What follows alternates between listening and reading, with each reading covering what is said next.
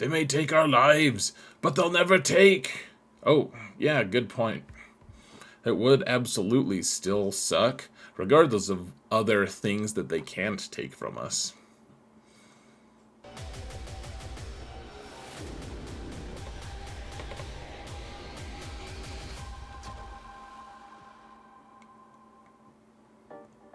Hello everyone and welcome to another episode of Xaereth Prevails. Today we're going to talk about a GAC match, which is actually like a rematch number 5 or something between myself and a pretty prominent member of the community named Dagger. He's in the biggest guild and he's got a crazy strong account. Really good GAC match if you ask me. And I know you didn't ask me, but... we're going to talk about it anyways. The other thing I do want to talk about here, even before I thank my patrons, because this is amazing. This is a really cool opportunity. For those of you watching this video this week, we have one last week of GAC left. I always stream my GAC matches whenever I can. Of course, on Twitch, you can find the link in the video description. And this time it's a little bit special because I'm doing a giveaway. There is, I don't ever do giveaways actually. That's something I've been wanting to do for a while, but I finally have incentive in the form of CG has given me a few codes to get into the closed beta for the PC client, which the PC client is super nice, runs really smooth, really fun stuff. You can win it for free. You have to join my Twitch stream. You have to be a member or whatever it's called. It's not, you don't have to spend money. You just have to, join. Now I'm totally spacing what it's called. Hold on. Follow. You have to hit the follow button, and that's all you gotta do. And then, of course, you need to be at the stream here itself. I'll tell you guys more information when we get to the stream, but I'll be giving away 5 total codes. It'll be across the time period of Wednesday, Friday, and Sunday of this week, so come watch me play on Twitch. It'll be a really awesome time, I hope. We'll do the giveaway, and we'll get destroyed by our enemies, because there's some really good opponents, honestly, this week. But that being said, folks, this is a really good match as well.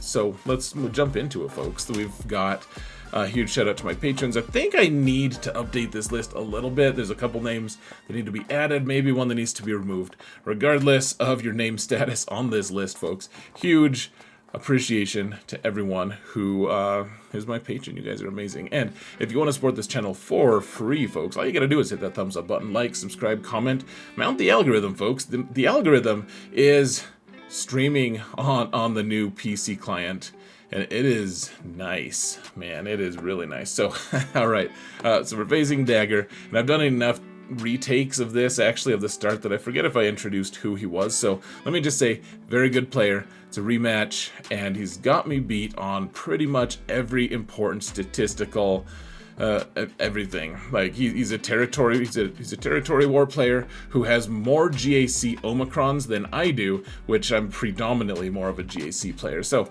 he's beating me in relic 8s and 9s, which, I mean, that's fine. He's beating me by about 1 million GP. I have a 13 million, he has 14, which is fine. There's no judgment, of course. It's just something we should pay attention to that, right? We should give it a nod. So we should not give him a mod, however. He has too many already. The only statistical category I'm beating him in fact, is the one that you don't want to beat anyone in, and that's the 10 to 14 range. Look at for a second, folks, at his offense on the very bottom, the offense percent mods. I thought I was doing okay at those, and he just blows me out of the water there. It's a very impressive feat I mean, he's just got double of all the good stuff. So, good for him. Congratulations. Go F yourself. I mean, no, congratulations. That's really impressive. So, data crons. He's not actually beating me by as much. You guys should see my current opponent, guys. It's jeez, he's like well over double my rerolls. But Dagger doesn't have too much of a head start on me on this. Still doing okay. So on defense, I've been placing crazy strong defenses this whole season, folks. 6 Galactic Legends every time, plus a bunch of other really tough squads, including the Kelleran Beq team with General Skywalker. And, you know, we're doing, what other ones? Like, we have the Fin Zori team, which has really been messing with people. Trench, which is, it never gets holds, ever, but that's also the nature of the beast. We also have the Fin Zori, oh, I think I said that, Saw and Chaze. We have all kinds of stuff, guys. Inquisition. Yeah, none of the squads. I think the easiest squad by far is going to be the Trench squad, and usually people have to use like Starkiller to kill it because it's got a really good data cron. And so, yeah, this is a pretty tough defense. No one has really beat my defense yet. Well, they beat it, but they haven't full cleared it with one shots. So that feels good. My opponent, of course, so he dug in as well, which is what makes this match interesting. Instead of just trying to get the highest possible banners, which of course we're trying to do it anyways, we're both also trying to stop each other on defense. And so, oh, that was totally the wrong button. Hold on, guys. How do we turn my face off? Just a sec. Ah, there we go. A disembodied voice. So let's see. He actually split his Galactic Legends up, which I thought was interesting. He put Lord Vader and Rey up top. And then on the bottom, he placed Supreme Leader Kylo. So 3 visible and up to 3 more in the back. Who knows how many he's actually going to place. A lot of tough teams in the front, though. On the bottom, he's going to make me... I think what he's trying to do is place teams that are going to make me want to use a Galactic Legend, but he's also going to make me want to gamble because I know I have to use Galactic Legends or something to kill his top zone as well. I have to keep something in reserve. And so, which one do I choose? Like, do I go up? Do I gamble and try to take these teams down, you know, in the bottom zone? Because we need to find out what's in the back zone, of course. And... you know, I guess let's just see. Let's see what I do, folks. Let's just jump immediately in. So I did decide to gamble a little bit. This is a counter that I've done a few times. I've had a lot of good success with it, and it's all predicated on the idea, though, that they're not going to get too much progress made on the rest of my squad immediately. Like, they can't trigger Bando's Whistling Birds right away. If they do, then everything goes all the way to hell.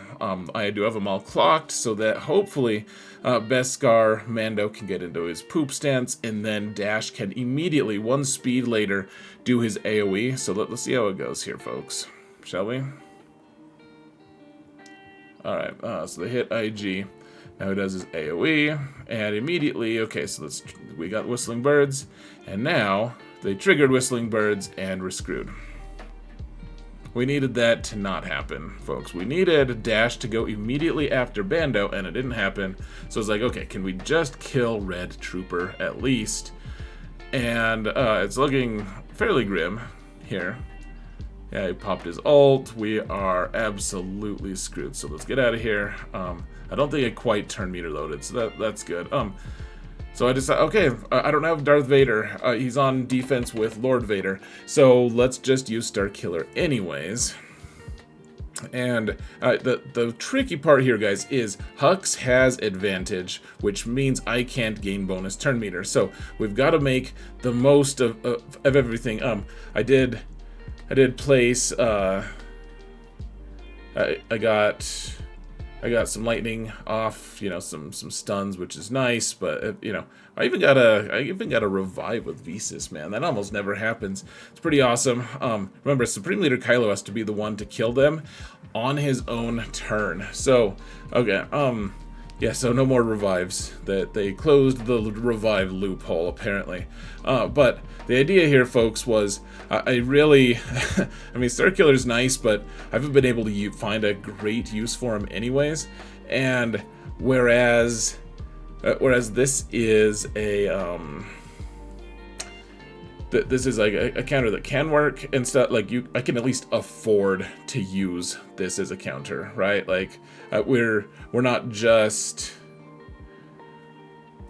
Okay, trying to get stagger here. We're not just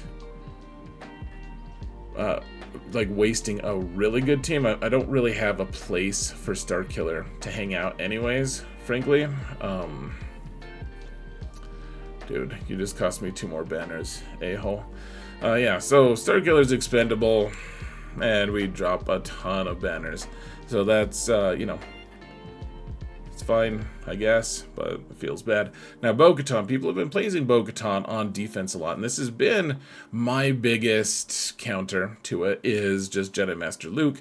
You just have to take the data cron that gives you bonus protection, I believe. I think that's what I've been doing. Now I'm doubting myself. But, okay, so notice here, folks. Let me pause it for 1 sec. One thing that I want to point out, I don't know if I take advantages fully of this, but, okay, so you see how Jedi Cal went into his Whirlwind stance. That gives him Riposte, which is an ability whenever he hits out of his own turn, he's able to hit underneath protection. And so the idea here now, folks, is to have all the Jedi go and like just cycle through, call him to assist, and you can just smite some people in the background. And then I have the no revive cron as well for Jedi. And so when we get a kill with Jedi, they can't revive. None of the Omicrons, none of the cool stuff happens here as long as we get the kill on them, and they don't just like die of sadness or whatever, you know, of like dots or plague. And so yeah, we just call Jedi Cal to assist and watch the health bar just bite the dust. See that, Bo-Katan? Let's go. Dude, Jedi Revan, what do you think of, dude, yeah, just, I don't know what I'm doing here, man. I'm handing the turn to Jedi Luke here. Okay, yeah, so we snipe her out. I don't really know why I wanted to do that. I guess I was just trying to cycle through my turns a little bit more to make sure that Jedi Revan or Jedi Luke got a turn to call Jedi Cal over or something. I don't really know. So anyways, now the Bo-Katan's gone. The Bo-Katan and her cron are gone. We can hang out on the lawn. You guys will listen to me rhyming and you'll yawn. My dad's name is John. All right, let's stop this vicious cycle, folks. So I decided to get spiteful and just kill Grogu just out of spite. There's no good reason for it other than spite. It's for the best, folks. Sometimes you just have to kill things for no reason at all. Also, we can maybe get some of our banners back, frankly. Anyways, people telling me that Jedi Cal isn't good, like just the idea that you can snipe people out with his whirlwind attack, it's just amazing. And then he gets that auto kill on Paz. That's just nice. Feels good, man.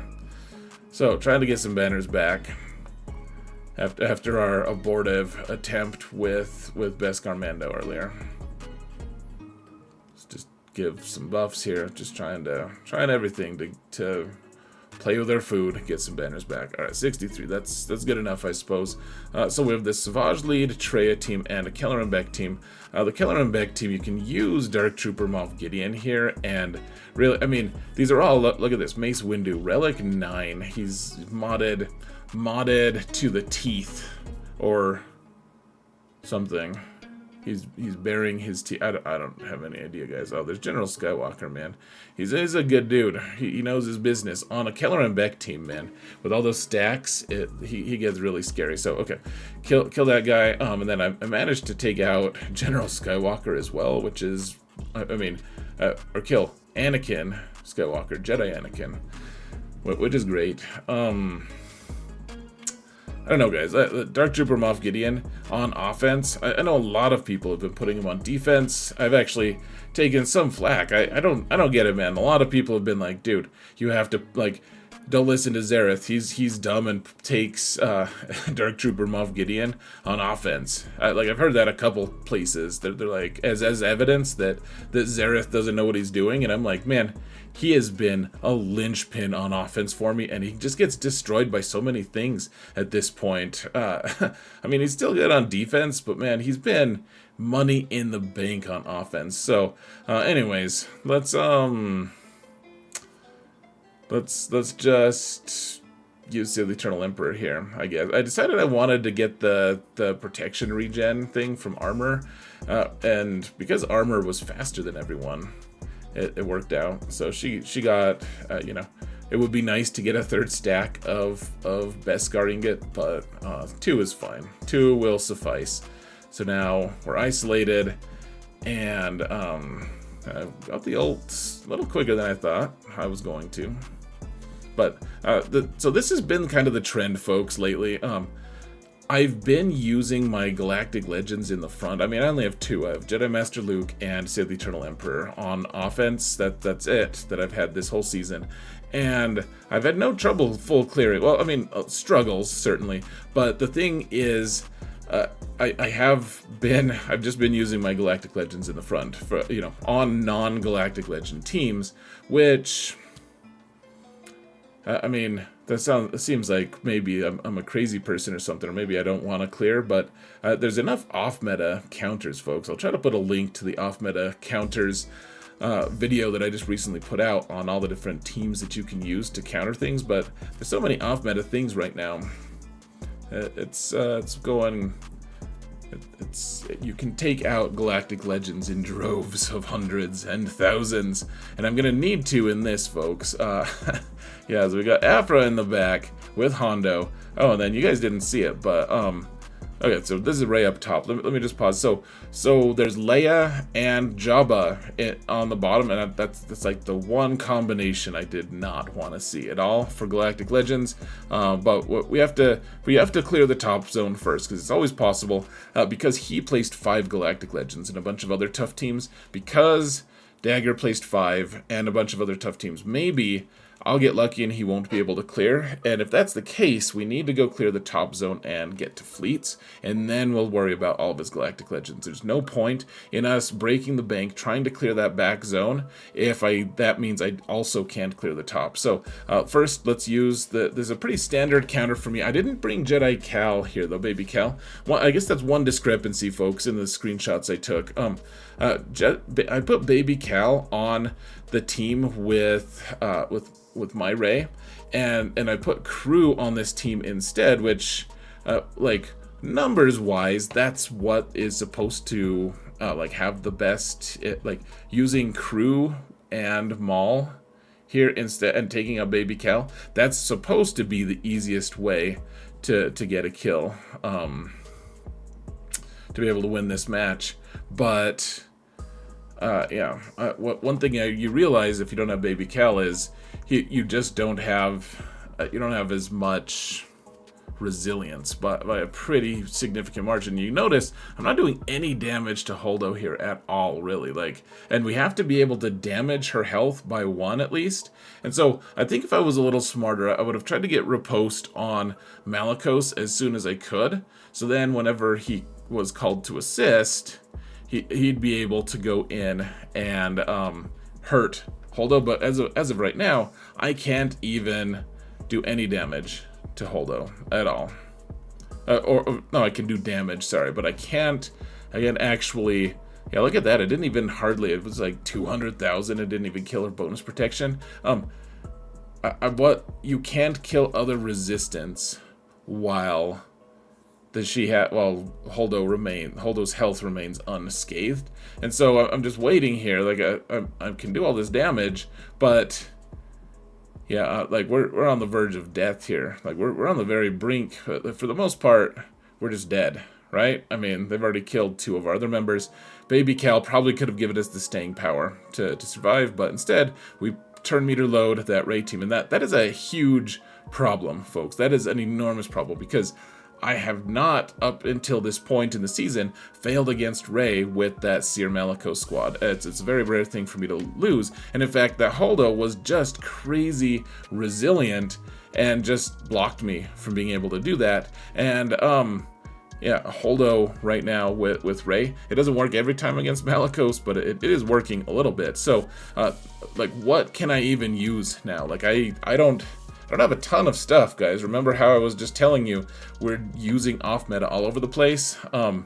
So what I decided to do, okay, we have Bane. He's kind of like my one trump card of like, okay, he'll kill most things. But if I do that, then it leaves us pretty severely depleted. Like I would love, I want to be able to use Bane here. And actually Bane can fail on this as well. For some reason it let me kill Resistance Hero Finn, even though Holdo hadn't taken damage yet. I don't really know what the deal was, but one way or another, yeah, if Bane doesn't work here, we're probably just screwed. I don't know if I have another counter that actually beats this, and so yeah, we're just biding our time. Old Mr. Ben, he's not old Ben. He keeps reviving until I just do a quick little nut tap right to his you know, nuts, and he finally permanently died with my basic to his face. And so yeah, we're chipping away here.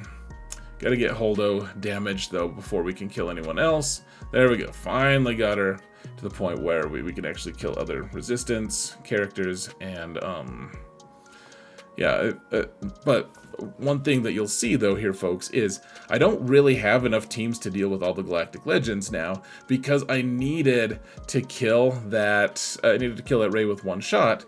So now Bane was intended to go against Leia down south. Bane was supposed to go there, and because I don't have Bane for that, I have other things that can counter Leia, potentially, but that would also, well here, I think this is the next one, yeah, okay. So, I went and did this in Arena a couple times, just to practice, and so we're using General Grievous here. You have to have B2 though. B2 is the huge difference maker on this counter. He's amazing, and I don't think most people would argue that. The problem being, my other really good counter to Jabba is using Aphra.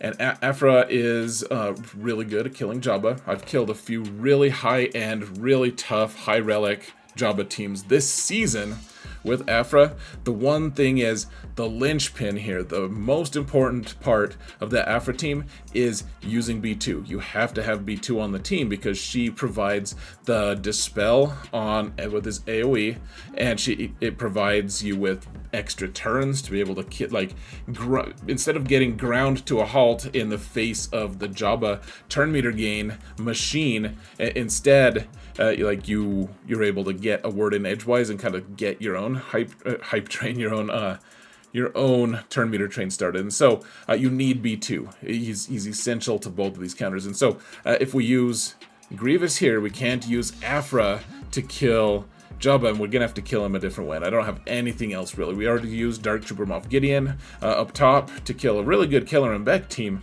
So like, what the heck do we do? First off, let's use Grievous with STAP on Leia, and hopefully that works. It worked in Arena once I started using B2 because the cron for STAP is crazy good. But now we have the Omicron kicked in as well, and so I'll admit, guys, I'm just kind of button mashing. I don't know really what I'm doing that much.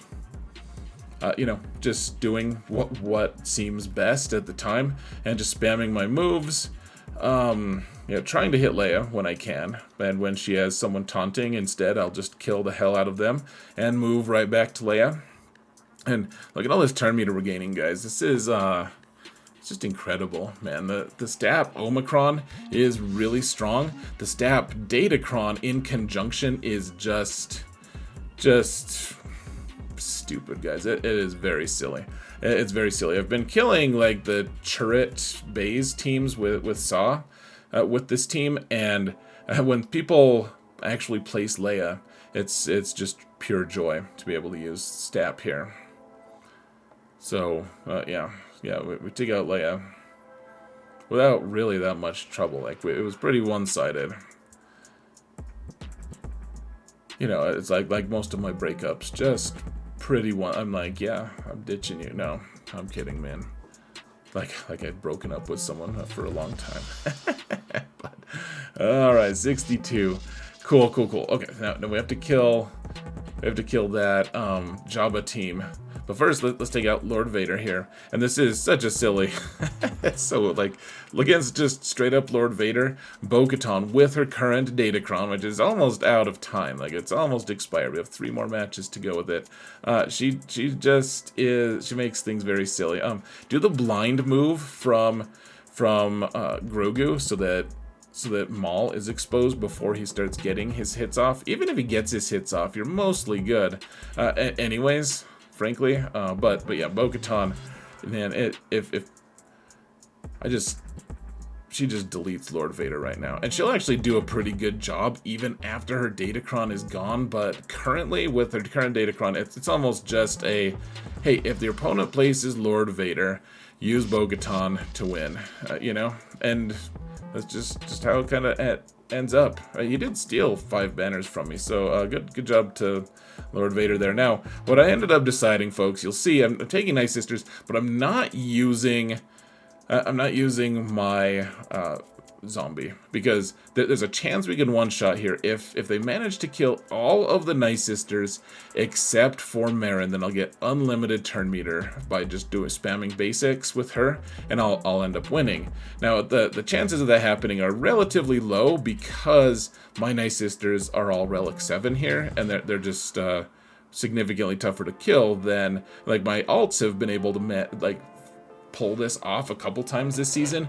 because everyone died except for Merrin, because they're all easy to kill, and she just kind of dodged. She got a little bit lucky by not being targeted off the board. And so, you know, it's RNG, but the idea is here, folks, as long as we can kill the ads, like that's the one objective here. We have to kill the ads for Jabba. Otherwise, we're just totally screwed. And so okay, we killed everyone except for Chrysanthemum, and hopefully, so some people will try this actually, and they'll only take 4 Night Sisters just to make it a little bit easier to potentially win. So that way you only have to have 3 people die and Merrin live, which is still not amazing odds, but yeah. So let's, you know, we have 1 person dead, at least. That's pretty good. So hopefully Jabba gets a turn and throws some thermals or something and kills some people off. So I'm trying to get... He's really high tenacity, remember. This is really well modded. You know, PvP guy, you know, Dagger, his crazy good mods. And so he's really tenacious. And I just don't have... I can't even land the healing immunity from Massage. So we're just doing auto basic. We've got 1.5 minutes left. You can see we've gone into turbo mode on the recording, because it's just fairly boring right now. You know, just I don't mind that this is how his mechanics work. It just cracks me up. I'm like, you guys can't. You have like 3 minutes to kill like this slug. You can't just go, like chop his face off. No, he's like, no, man, I'm just resistant forever. I don't know. I don't know what to say.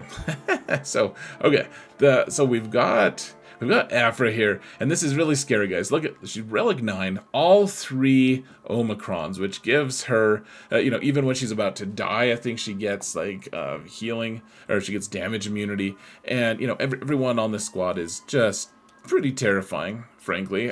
And Hondo, because they're all scoundrels on this team, for the most part, he's able to get a turn and lock up Commander Luke. Just, so Commander Luke is the guy who gains all the turn meter, and we really wanted him to not get locked up. Like, out of all of them, that's probably the most disastrous one. But you just got to keep going here and just see what we can see. You know, it's looking pretty gross. I did manage to kill B2 there, which is nice. And so yeah, well, once you take out Aphra, see, she's got the damage immunity. You can dispel it. But those Omicrons, man, they work really well, honestly. Aphra is a luxury squad for sure, but she's pretty good all the same. And okay, so they killed Chewbacca, which means we're not going to be able to have much healing. But it looks like, yeah, okay, we're able to hopefully we'll be able to take down Hondo, though of course he's going to have a bunch of dodge, and he's going to be a tough guy to kill potentially. But we got the stun. And yeah, we finally got him. So 57 banners, that's fine. Let's save Jabba for later. We have a bunch of things that can clean him up. And instead, so this is another thing that I was like, okay, I don't have a great counter to Saw now because we've had to readjust which squads we're using all over the place, right? So against this Saw team, I decided to use Malgus, which is something people have had mixed results on, but it does work sometimes. And look at this, the very rare Relic 7 that we're facing here in Saw. I think everyone else is Relic 8 though, and Baze, I think Dagger has been bragging he has a Relic 9 Baze for months and months. So yeah, we're not really accomplishing that much, and eventually, guys, like it's just, you know how the Datacron works. I guess for posterity's sake, if people don't remember how it goes, for all of the different damage over times that are generated, the Chirrut and Baze both gain stacking 10% more offense. And so watch as Chirrut just goes in and doesn't crit, but still casually kills like my whole team, basically. It's very impressive. I decided apparently I wasn't going to do the big hit with Malgus because I wanted to just one-shot Chirrut or something, which was maybe a mistake. Maybe I should have hit Saw, though I don't know if I would have killed him if I had done that. So, okay, so one shot. You guys realize, like, it's just a very casual thing that he goes in and with no crit kills my Relic 9 Malik. Just goodbye. You know, go after yourself. You're dead. We're blinded now, so we got to get rid of the blind. Sure, so let's do that. Because otherwise his basic doesn't miss. It wouldn't get rid of the blind. And now, okay, if I can just get one time to hit Chirrut before he just one-shots me, then maybe I can do a big hit. But then, apparently, we had our cooldowns increased and Chirrut one-shot my Relic 9 Malgus. So, total disaster there. Let's take a break from that. So I have Aphra with the probe droid cron, which means you can revive probe droid after he dies or blows up or whatever. And so I was like, well, let's try that. That sounds kind of fun. Now, the reason I'm not finishing Trench off is because he was not going to gain bonus turn meter while he's got doubt, and you got to kill Watt first, because otherwise he'll just revive Trench, and then you're just back to being screwed. So yeah, probe droid, I'm like, okay, we gotta summon back probe droid. Meanwhile, Jango can, in theory, just prevent me from reviving when he does hits. And so look at this. IG here is just ready. He's ready to die, really. It's increased cooldowns, killed Newt, got fried with IG, and alright, 61 banners. Better banners than it was looking for a little bit there. Alright, we got to kill Jabba left, just that lone Jabba, and we've got to kill this team. And I'll be honest, guys, I hate this counter. I hate using Traya with Savage. Not because this doesn't ever work, but it is a sketchy enough counter that sometimes Chirrut will just one-shot your Savage, and then Chirrut's just free to start one-shotting the rest of your team, especially against, I mean, this is Relic 9 on Baze, and of course Baze is increasing his damage as well with the heals over time. It's just a huge mess. Relic 9 Baze with really good mods is a really scary thing. So now I'm hitting Scarif Rebel Pathfinder right now because he doesn't hit me back, and I just don't need the damage from Baze right now. So I don't know why I started hitting him again. For fun, apparently. Okay, who do we kill? I decided to just kill Baze because he's part of the Datacron, and Scarif Rebel Pathfinder, if we have to clean this up with a different team, Baze is going to be a lot more problematic than stupid Scarif Rebel Pathfinder. Now, Scion can really do a lot of damage with that AoE cleanse if they have the cron that renews, like that gives you more heals over time for every time it's cleansed, like it comes back. However, he didn't have that cron. I forget what it did. I think it did give him more turn meter or something. You know, it's a rebel fighter cron, but one way or another, when Scion did the AoE that dispelled, Oh, look at that. Assassin got the kill on Chirrut. Wonderful. And now this should be fairly easy. They may steal some of our banners, but they'll never steal our freedom. So, oh yeah, I was looking at their cron. So yeah, once Chirrut's gone, once Baze is gone, this team, it's not that it doesn't have any more teeth. It's the teeth just aren't as sharpened or something. Have you guys ever met anyone with sharpened, like, filed teeth? It's terrifying. Like, in real life, it's scary enough, like, in a movie, but I would recommend not meeting a person with that, honestly. Just, you know, words to the wise, I suppose. But yeah, just taking a time. Saw makes this team so resilient, guys. I mean, my initial impression of him was that he really sucked, that he wasn't that good, and he's with his Omicron and a couple Zetas, and then the right team comp.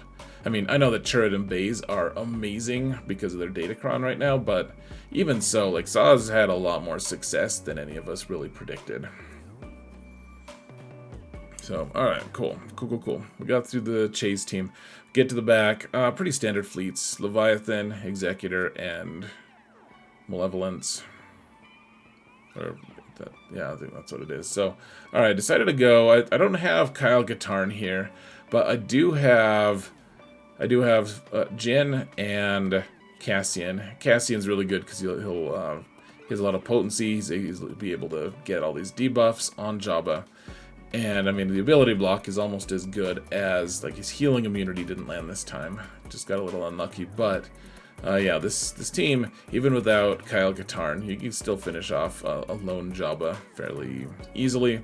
Jin, of course, was ramping your damage because we're using the Jin cron. And, alright, we got through squads. We've dropped about 100 banners so far, so let's try not to drop too many more. Just pretty standard here.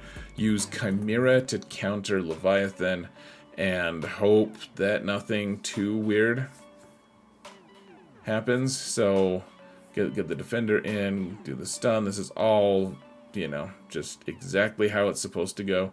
Do the cleanse. Can we get the crit with our TIE fighter? If we get the crit in one shot Sith fighter, then it's not a guaranteed win still, but things typically go your favor at that point. So we did get the crit, which is, you know, a 50-50 kind of thing. And just because you don't get the crit on his Sith fighter and one-shot it, doesn't mean you auto-lose. It just means that the fight is more challenging at that point. So, but once you get that one kill, it's like, okay, well, at least this is going to probably be clean-upable, because they're not getting some weird turn sequences, which happen sometimes when it survives, and you know, so sometimes you just get deleted for no gain, and this time we had some gain at least. And in fact, this was some pretty good turn meter. Not too bad. All right, we got a couple more here. Decided to go with Negotiator versus Executor. So you put your Relic 8 Plo Koon in there so that you're faster than everyone, and then you put the Mark onto Marauder so that he can withstand the barrage of attacks even against this really high Relic fleet. And okay, yeah, so you heal Anakin because Anakin is invariably targeted a bunch when they can target him and almost kill him. And then Snips comes in, finishes off Xanadu Blood. They either get Slave 1 or whatever it's called, the Houndstooth. Relic 8 Snips just deletes Slave 1, and it's business as usual. Just trying to keep everyone alive because they usually survive long enough to get the Houndstooth in as well. So we'll just get all of our reinforcements in, and we just want the taunt there. So even though we're gonna miss on that shot, good to go. And then,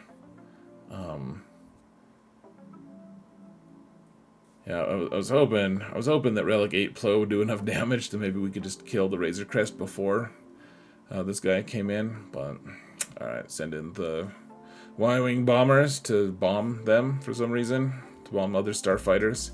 It makes logical sense, guys. Obviously, he's got buff immunity. easily dies to the AoE. 73, not too bad. Not too bad. 73 is a break-even score. That's the soft max that you can get. And now we'll just go with Profundity versus Malevolence, which is pretty scary sometimes. They can honestly, if they have high enough relics, I've lost this a couple times against, like, even though Malevolence AI isn't the best, every once in a while they just get enough assists that you just get RNG'd completely off the board.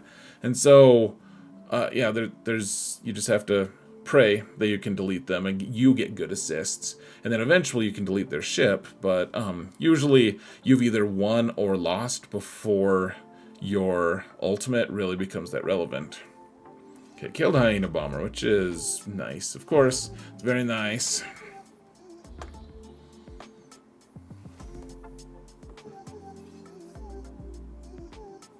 And, yeah. I mean, at this point, it's pretty clearly going to go in our favor. Hopefully we can get most of our banners back. They did the FU AoE right there at the end, trying to determine which ones of these is the actual real vulture, or hyena, not vulture. So you click on them, and it'll tell you if it's a summon or if it's not. Okay, we're only at 76%, so probably, yeah, let's just shoot this spy and call it good. So, cool, 74. Ended up dropping, what, like 120 banners, 119, I suppose. So, yeah, I mean, pretty vulnerable. Dagger's got 3 GLs. He's got a bunch of other good teams on offense. So I guess let's see how he did in just 1 second. Okay, so I set it up. I actually didn't set it up before now. So let's look at the final results. He attacked almost immediately after, you know, like less than an hour later. So, yeah, I actually didn't get any screenshots of his, you know, progress here, but he did fail on the Kenobi squad and on a few squads. So actually, let's look at the GAC history, because it's been long enough you guys can see what actually happened here. So let's see if we go to here. Yeah, okay. All right. So here are his attacks on us here, folks. He goes by Beware is his name in game. So if you ever face him, it's not just Dagger. Okay, so he used Grievous with STAP to kill my own Leia team, and then he tried to use his own Starkiller team to kill my Supreme Leader Kylo, which you guys know I used in this match as well. Looks like I got the lucky roll on that one, so that's good. Geos tried to kill. They killed the 2 ads on Supreme Leader Kylo. Then, yep. So we took a break. Bane went in, killed my Rey. That's too bad. But I mean, that's how it goes. Malgus. This is so interesting. So my Kelleran Beq team ended up killing Malgus himself and Darth Revan, but then they managed to finish off the squad, so that's fine. Stole a bunch of banners. Then his Rey, so we used a Jedi training Rey team, Jedi training Rey lead with Zori, I guess. I don't, what? Okay, so like a ton of what Zori does, she only does if she doesn't have like an UFU lead. So this is, he must have just clicked it by accident and didn't notice or something, because this is otherwise. So he used his Finn Zori team to try to kill my Kylo, and it just didn't even work because he had the wrong lead. It's interesting. Didn't even notice that till just now. Then he used his guns, which you know, mine were only gear 11 for this match, but he went in, relic 8'd the poor Supreme Leader Kylo all the way to death. Jedi Master Kenobi went in and killed my hapless Lord Vader team with Darth Vader lead with no Maul. It happens.